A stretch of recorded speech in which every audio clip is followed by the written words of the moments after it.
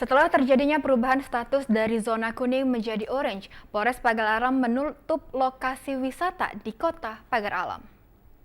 Tempat wisata di Kota Pagar Alam ditutup untuk sementara waktu. Penutupan lokasi wisata di Kota Besema ini untuk mengantisipasi penyebaran virus COVID-19 melalui tempat wisata. Karena diperkirakan akan ada ribuan orang yang datang ke Pagar Alam untuk berwisata. Kapolres Kota Pagar Alam AKBP Doli Gumara mengatakan, penutupan ini untuk melindungi masyarakat Kota Pagar Alam dari penyebaran virus COVID-19. Puluhan ribu orang diperkirakan sudah masuk ke Kota Pagar Alam. Selain itu juga pihaknya sudah melakukan pemberitahuan kepada seluruh pemilik lokasi wisata untuk menutup sementara. Orang yang akan berwisata sudah sangat banyak sekali, bahkan dari luar kota ke Pagar Alam bahkan sudah puluh ribuan yang sudah masuk. Jadi tentunya ini akan membahayakan Kota Pagar Alam yang saat ini sedang zona orange. Tentunya oleh karena itu kami melakukan kegiatan penutupan beberapa lokasi objek wisata. Dan ini saya harapkan, saya mohon maaf kepada seluruh masyarakat atas ketidaknyamanan ini.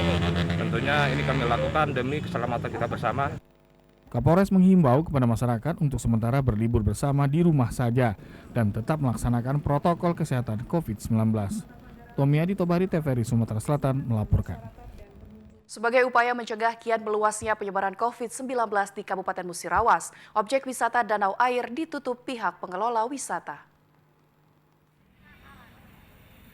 Sejumlah pengunjung objek wisata di Danau Aur, Kecamatan Sumber Harta, Kabupaten Musirawas ini terpaksa putar balik karena kawasan objek wisata Danau Aur ditutup selama libur raya Idul Fitri. Akibatnya warga yang hendak menghabiskan libur lebaran merasa kecewa karena sudah datang jauh-jauh.